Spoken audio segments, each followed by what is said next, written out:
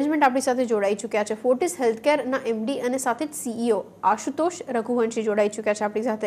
बहुत बहुत शुक्रिया आशुतोष जी मेरे साथ जुड़ने के लिए। Good afternoon. सबसे पहले तो वीकेंड जो हम लोग वैक्सीन को लेकर करंट कंडीशन देख रहे हैं उसी के ऊपर मैं आपकी एक अपडेट चाह रही थी, क्योंकि मैंने काफ़ी आर्टिकल्स देखे जिसमें ये बताया गया है कि वैक्सीन की शॉर्टेजेस हो रही है। क्या सिचुएशन है ग्राउंड पे, कुछ डिटेल्स अगर आप मुझे दे पाएं किस तरीके से ये पूरा जो वैक्सीनेशन ड्राइव है वो चल रहा है, कुछ अपडेट्स। तो वैक्सीनेशन ड्राइव वैसे तो अगर देखा जाए तो करीब 30 लाख वैक्सीन कल दिया गया था, ऐसी जानकारी मुझे मिली है। और बाकी हमारे भी कई सेंटर्स में वैक्सीनेशन प्रोग्राम रेगुलरली चल रहा है, पर पिछले 2-3 दिन से थोड़ा सप्लाई में कमी आई है। उस कारण से कुछ सेंटर्स पे हम लोग कल वैक्सीनेशन पूरी नंबर्स में नहीं कर पाए। तो definitely there are some gaps in the supply chain which need to be addressed right now. I think वो एक सबसे जरूरी सवाल ये है कि सप्लाई होना चाहिए रेगुलरली। वैक्सीनेशन डिलीवर करना, इनॉकुलेशन करना इतना मुश्किल काम नहीं है, वो जल्दी से सेटअप किया जा सकता है हॉस्पिटल्स में, पर सप्लाई बराबर होना जरूरी है। ओके, सप्लाई डिस्ट्रप्शंस थोड़े बहुत दिख रहे हैं सर, कितना क्वांटम होगा जहां पे हम लोग ये जो शॉर्टेजेस की बात कर रहे हैं वो दिख रहा है? रिकवरी रेट्स किस तरीके से सेकेंड वेव के बाद दिख रहे हैं? कुछ डिटेल्स आप मुझे उसके रिगार्डिंग अगर दे पाएं। तो अभी हमारे सिस्टम में करीब 1100 के करीब पेशेंट्स एडमिटेड हैं, उसमें से करीब 25% आईसीयू में भी हैं। पर पहले वेव के हिसाब से अगर कंपेयर करें तो इतना क्रिटिकलिटी नहीं है, और जो रिकवरी रेट्स काफ़ी सेटिस्फैक्ट्री हैं। Okay, agreed sir. अच्छा, इन टर्म्स ऑफ प्राइसिंग भी मैं थोड़ा सिनेरियो समझना चाह रही थी सर, किस तरीके से वो शेप अप हो रहा है, क्योंकि कोरोना की ट्रीटमेंट को लेकर हम लोगों ने कुछ कैप्स देखे थे, स्टेट वाइज भी अलग अलग थे, जो अब चीज़ें थोड़ी सेटल आउट हो रही हैं। आपकी तरफ से एक कमेंट उसके रिगार्डिंग, और साथ ही ऑक्यूपेंसीज वो किस तरीके से वर्कआउट हो रही है, क्या वहाँ पे भी कुछ शॉर्टेजेस महसूस हो रही है? जहां तक ऑक्यूपेंसी का सवाल है, हमारे चेन में अभी करीब 70% ऑक्यूपेंसी है, उसमें से करीब 10% के करीब कोविड पेशेंट्स हैं और बाकी नॉन कोविड पेशेंट्स हैं। जहां तक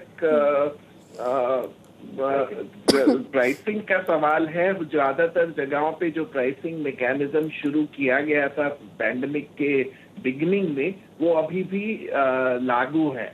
तो वो सब प्राइस कंट्रोल सभी स्टेट्स में जिस तरीके से बनाया गया था वो अभी भी वैसे ही काम बरकरार है, तो उसमें कोई चेंज नहीं है अभी। ओके, और साथ ही नॉन कोविड बिजनेस क्या वो नॉर्मलाइज हो चुका है? ओपीडीज में किस तरीके से कामकाज हो रहा है? कुछ डिटेल्स आप अगर मुझे दे पाएं। तो पिछले महीने अगर देखें तो मार्च महीने में non Covid business almost normal स्तर पर पहुंच गया था, पर अब जब आखिरी हफ्ते से जैसे कोरोना केसेस कम होने लगे हैं तो उस पर थोड़ा असर देखा जा रहा है।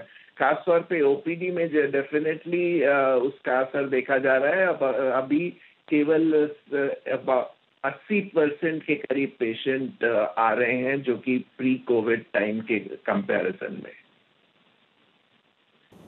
Okay, agreed sir.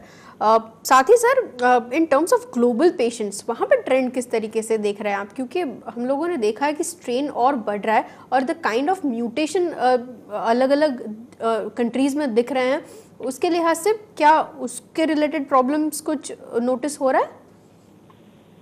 तो वो अभी तक इंडिया में ऐसे बहुत ज्यादा म्यूटेटेड स्ट्रेन्स देखने को नहीं मिले हैं। महाराष्ट्र में जरूर कुछ स्ट्रेन डिफरेंट देखा गया था, पर जो अफ्रीकन स्ट्रेन्स या यूके के स्ट्रेन्स हैं वो अभी ज्यादा मात्रा में नहीं देखे जा रहे हैं इंडिया में।